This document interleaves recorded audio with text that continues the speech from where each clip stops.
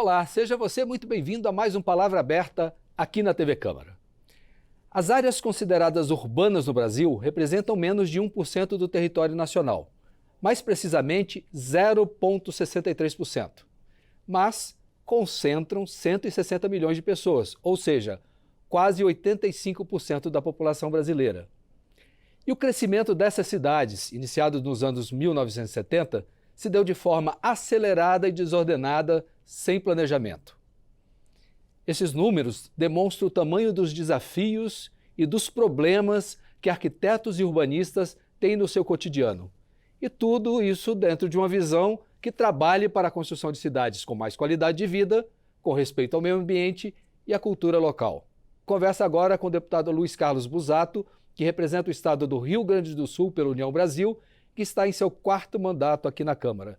Deputado, seja muito bem-vindo ao Palavra Aberta. Obrigado, William. Prazer participar com vocês aqui, estou à disposição. Muito bem. Deputado, a Câmara sediou o 11º seminário que busca justamente olhar essas questões do urbanismo e da arquitetura, sobretudo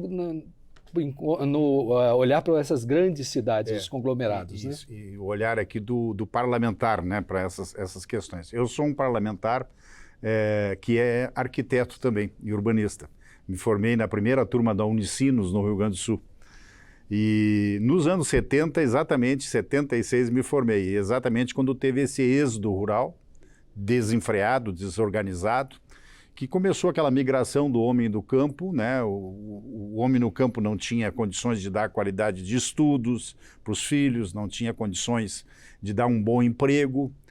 E a nossa juventude começou a migrar, né? A juventude e até pessoas com um pouco mais de idade começaram a migrar para os grandes centros, onde se criaram, então, as favelas, os aglomerados nas grandes cidades. Eu sou do Rio Grande do Sul, Porto Alegre não ficou diferente disso, né? Nós tivemos lá um problema de conurbação grande, né? Na região, toda a região metropolitana de Porto Alegre sofre disso. A cidade que eu moro é Canoas, do lado de Porto Alegre. Está pertinho, né? É do lado, né? Eu brinco que Porto Alegre é um bairro de Canoas, pertence à Grande Canoas, né? É o contrário. Sim, claro. Mas ali nós temos problemas de segurança, problemas de moradia, problemas de saneamento, principalmente, né? E eu casualmente fui prefeito agora, no mandato anterior dessa cidade. Logo que eu cheguei lá, nós enfrentamos um problema de segurança grave que nós tínhamos lá. Os índices de criminalidade eram muito grandes, e a gente investiu muito na área de segurança e conseguimos, no final do mandato, ser o ponto mais aprovado da nossa gestão, né? Mas, como arquiteto, também trabalhei muito na questão de inserções, né, de questões de melhoria de qualidade de vida. E uma delas foi... Do reordenamento urbano, certamente, né? É uma cidade que a área territorial não é muito grande, mas tem problemas de moradia. E então, muita gente, né? São quase 350 mil pessoas, habitantes. Né? 350 mil pessoas e trabalhadores, né? Problema de transporte. Então, uma das coisas que eu fiz, William, no meu mandato foi a questão do saneamento. Nós fizemos uma PPP, está em pleno andamento, para que em 10 anos a cidade de Canoas tenha mais de 95% de saneamento. O saneamento, cada real investido, a gente retorna 2 em economia na saúde, né? Então, esse é uma das coisas importantes, né? E aqui na Câmara, no meu primeiro, segundo e terceiro mandato, nós trabalhamos muito na questão da moradia popular. O Minha Casa Minha Vida surgiu de uma frente parlamentar da habitação social que eu era o presidente. E hoje esse tema também está em discussão, porque está em discussão. Está se revendo, está se pensando em formas econômicas, alternativas e mais sustentáveis para a construção de casas populares. Está sendo revisado, né? E nesse seminário que nós tivemos aqui na semana retrasada, foi discutido muito essas questões. A questão do ensino à distância, que evoluiu muito nos últimos anos.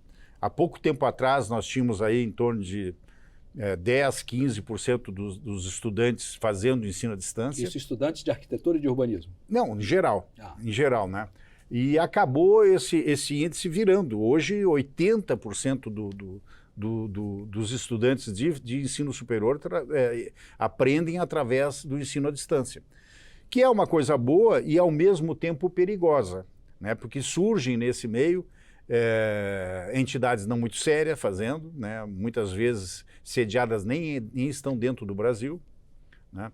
E nós tivemos no seminário uma discussão bastante forte. E na arquitetura isso é um problema também, porque a arquitetura é uma faculdade que trabalha muito com trabalho manual, né?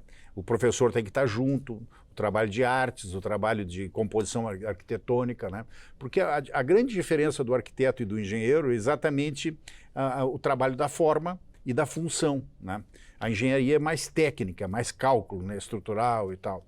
E a arquitetura tem um viés de artes, né? Em alguns países ela inclusive uma faculdade da Escola de Belas Artes. Isso, né? Exatamente. E aqui dentro do Congresso, Uli, surgem muitos projetos de escolas de desenho, de arte, que querem, de repente, que fazem os cursos e querem registrar, confundindo com as funções do arquiteto. Então, a gente tem brigado muito aqui, protegendo, né, o trabalho do arquiteto, o trabalho criativo, o trabalho que a gente exerce. O senhor tem um histórico importante nessa proteção ao trabalho do arquiteto, porque o senhor nasceu da sua lavra o Conselho de Arquitetura e Urbanismo. Exatamente. Foi um trabalho que eu fiz aqui em 2008, né, 2007 nós começamos.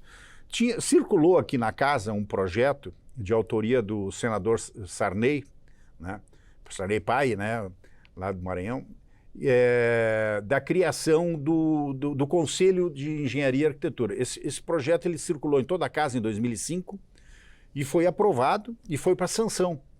E chegou na hora do presidente, era o presidente Lula na época, de sancionar, e aí tinha vício de origem, então caiu.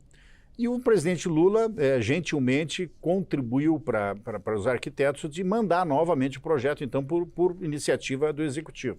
E eu tive a honra de ser o relator desse projeto. Eu, o Zezéu, que era um arquiteto aqui da casa, muito conhecido, muito querido por todos também, o Zezéu era da Bahia, e nós percorremos aqui todas as comissões, né, um a um, porque aqui tinha 4 arquitetos só na casa e tinha uma imensidão de engenheiros, né? Então contra.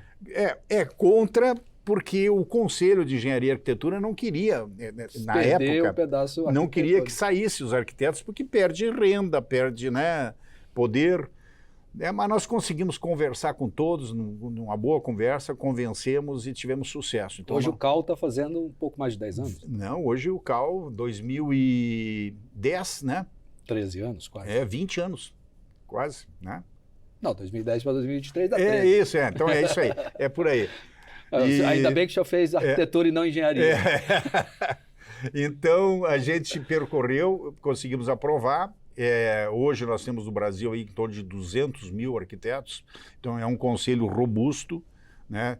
Agora, tu imagina 200 mil arquitetos, mais não sei quantos mil engenheiros e agrônomos e isso, aquilo outro, era um super conselho, o CREA, né? Então, acho que fez bem para a saúde dos arquitetos, saúde profissional, né, dos arquitetos, a criação do CAL. E depois, William, eu tive também a honra de um projeto da minha autoria da criação do Dia do Arquiteto, porque antes nós comemorávamos junto com o engenheiro. Então, nós criamos o Dia do Arquiteto, dia 15 de dezembro, que é a data de nascimento do Niemeyer, né? Ele como referência de um patrono da arquitetura brasileira. Patrono da arquitetura. Quando nós criamos o CAL, nós demos a carteira número 01 para ele. Ele estava vivo ainda. A carteirinha dele é 01, né? E criei. Então, e em função desse trabalho, eu tive a honra de ser indicado em 2000, eu acho que 9 ou 10, não me lembro, como arquiteto do ano no Brasil inteiro, pela Federação Nacional dos Arquitetos. Então, é uma coisa que eu me orgulho muito, tem a estatuazinha que eu ganhei lá, o troféu, em casa lá, exposto lá. Deputado, nosso tempo hoje está se esgotando. Que maravilha. Mas eu gostaria de convidar o senhor para a gente voltar a conversar, porque o senhor também participa de uma comissão importante aqui na casa, que é de obras inacabadas. Isso. Mas esse é assunto para um outro programa. Um problemão, viu, William? Porque são mais de 8 mil obras no Brasil inteiro que é um desperdício que nós temos que corrigir. Está feito o convite. Obrigado. E o senhor quiser se despedir? Eu quero agradecer a todos vocês pela audiência, agradecer a ti pelo convite. É bom a gente transmitir esses conhecimentos para todos os nossos telespectadores aí. Muito obrigado. Bem. E eu me despeço aqui agradecendo também a sua audiência. Quer saber mais detalhes sobre os temas sobre os quais conversamos aqui? ou mesmo sobre todas as outras discussões do Parlamento, acesse o nosso portal na internet, câmara.leg.br. Para rever esta entrevista, busque o canal da Câmara no YouTube. E fica como sugestão a dica para seguir as redes sociais da Câmara no Twitter, no Facebook, no Instagram e no TikTok. Novamente, muito obrigado por sua atenção. Tá bom?